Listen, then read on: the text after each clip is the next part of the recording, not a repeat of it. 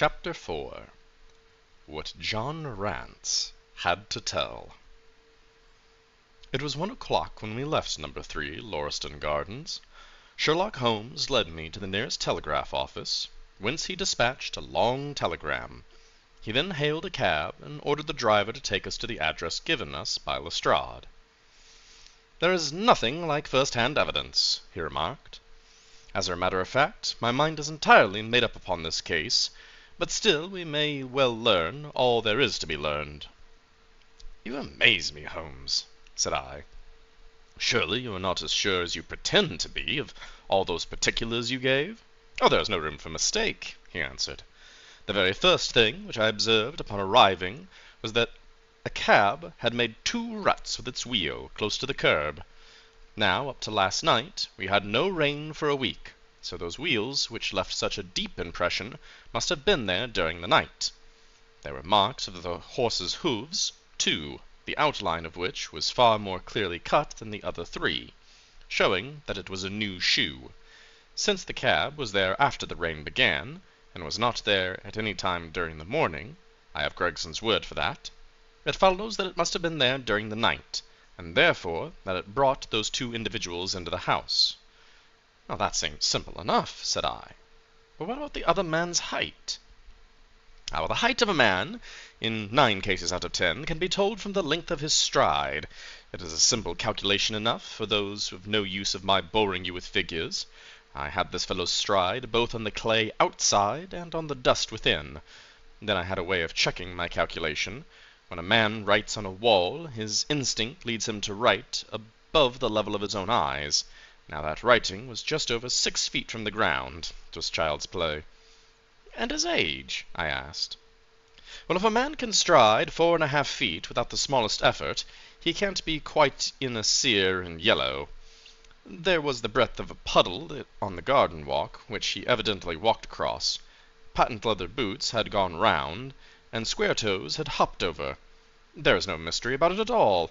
I am simply applying to ordinary life a few of those precepts of observation and deduction which I have advocated for in that article.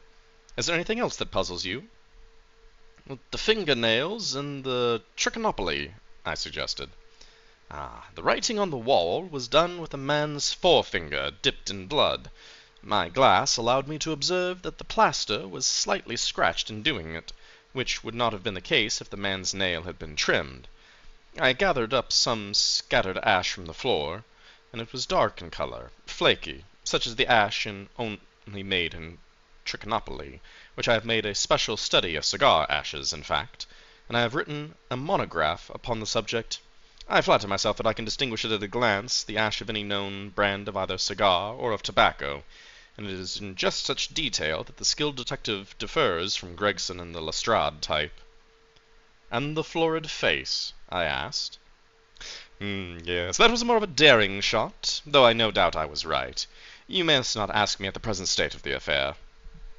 I passed my hand over my brow. "My head is in a whirl," I remarked. "The more one thinks of it, the more mysterious it grows. How came these 2 men, if there were 2, into an empty house? And what has become of the cabman who drove them? How could one man compel another to take poison? And where did the blood come from? What was the object of the murder, since robbery had no part in it? And how came the woman's ring there? Above all, why should the second man write upon the German word Rach before decamping? I confess I cannot see any possible way of reconciling those facts." My companion smiled approvingly. "You sum up the difficulties of the situation succinctly and well," he said. "There is much that is still obscure, though I have quite made up my mind on the main facts. As to poor Lestrade's discovery, it was simply a blind intent to put the police upon the wrong track, by suggesting socialism and secret societies. It was not done by a German. The A, if you noticed, was printed somewhat after the German fashion. Now, a real German invariably prints it in the Latin character, so that we may safely say this is not written by one, but by a clumsy imitator who overdid his part. It was simply a ruse to divert inquiry into a wrong channel. I'm not going to tell you more of the case, Doctor. You know, a conjurer gets no credit once he has explained his trick, and if I show you too much of my methods of working, you will come to the conclusion I am a very ordinary individual after all." "Well, I shall never do that," I answered. "You have brought detection as near to an exact science as will ever be brought into this world." My companion flushed with the pleasure at my words, and the earnest way in which I uttered them. I had already observed that he was as sensitive to flattery on the score of his art as any girl would be of her beauty. "I will tell you one other thing," he said. "Patent Leathers and Square Toes came in the same cab, and they walked down the pathway together, as friendly as possible, arm in arm in all probability. When they got inside, they walked up and down the room, or rather, Patent Leathers stood still while Square Toes walked up and down. I could read it all in the dust, and I could read that as he walked, he grew more and more excited. This is shown by the increased length of his strides. He was talking all the while, and working himself up, no doubt, into a fury. Then the tragedy occurred. I have told you all I know myself for now, and the rest is a mere surmise and conjecture. We'll have a good working basis, however, on which to start. We must soon hurry, for I want to go to the Hales concert near Norman Neruda this afternoon." This conversation had occurred while our cab had been threading this way through a long succession of dingy streets and dreary byways. In the dingiest and dreariest of them, our driver suddenly came to a stand. "That's Audley's Court in there," he said, pointing to a narrow slit in the line of dead-colored brick. "You'll find me here when you come back." Audley Court was not an attractive locality. The narrow passages led us into a quadrangle paved with flags and lined by sordid dwellings.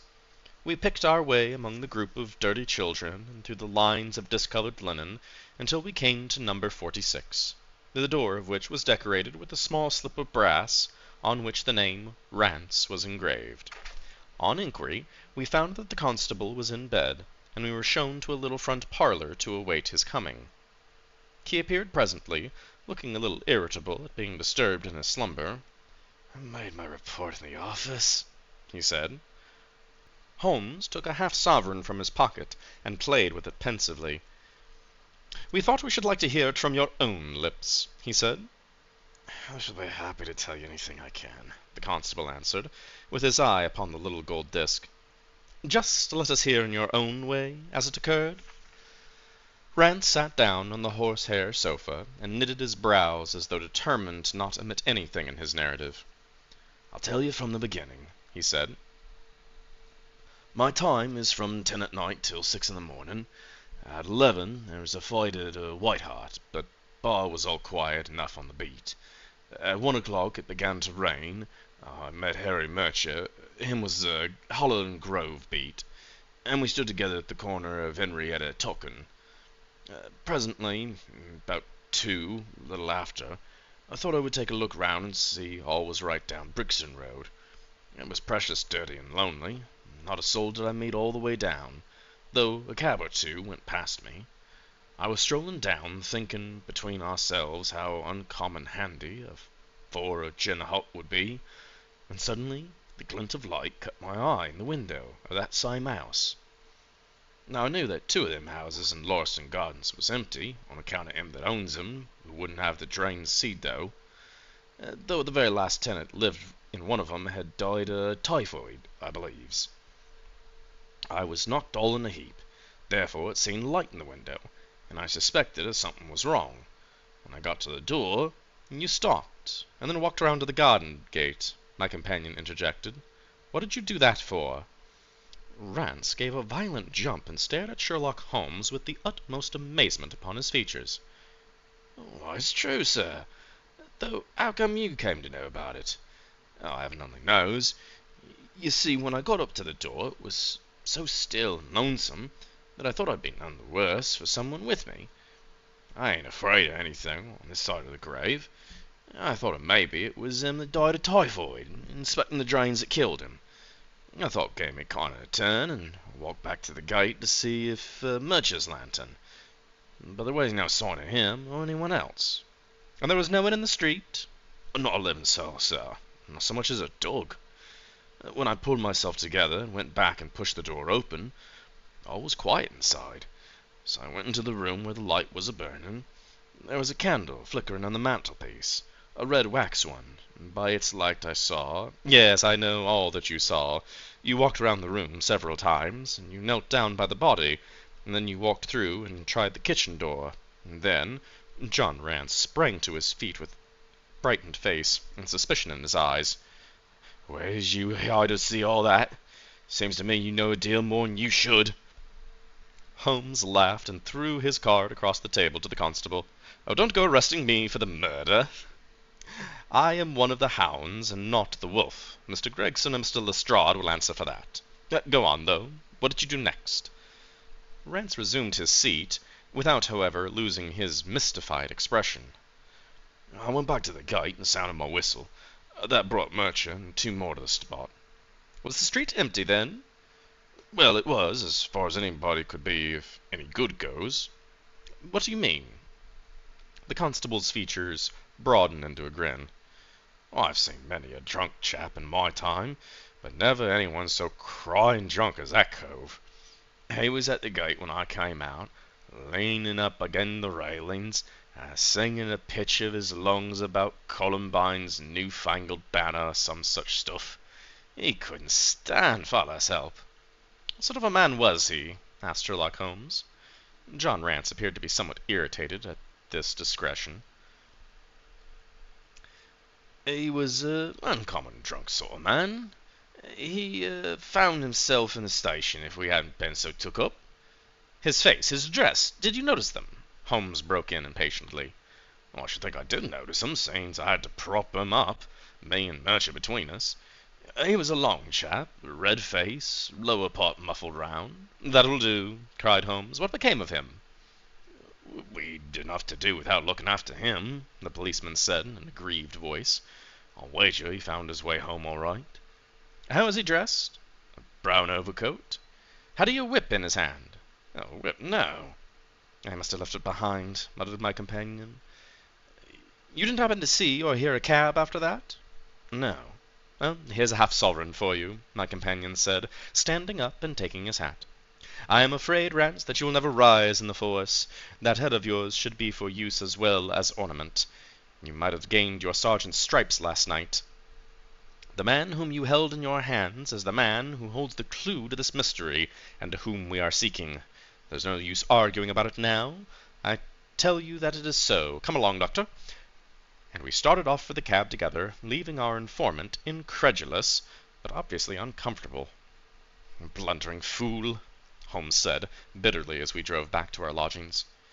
"Just to think of his having such an incomparable bit of good luck, and not taking advantage of it. I'm rather still in the dark. It is true that the description of this man tallies with your ideas of the second party in this mystery, but why should he come back to the house after leaving it? That is not the way of criminals." "The ring, man, the ring! That was what he came back for. If we have no other way of catching him, we can always bait our line with the ring. I shall have him, Doctor. I'll lay you 2 to 1 that I have him, and I must thank you for it all. I might not have gone but for you, and so we have missed the finest study I ever came across. A study in Scarlet, eh? And we shouldn't use a little art jargon. There's the scarlet thread of murder running through the colorless skein of life, and our duty is to unravel it, and isolate it, and expose every inch of it. Now for lunch, and then Norman Neruda. Her attack and her bowing are splendid. What's that little thing of Chopin's that she plays so magnificently? Tra-la-la-la." And leaning back into the cab, this amateur bloodhound caroled away like a lark, while I meditated upon the many-sidedness of the human mind.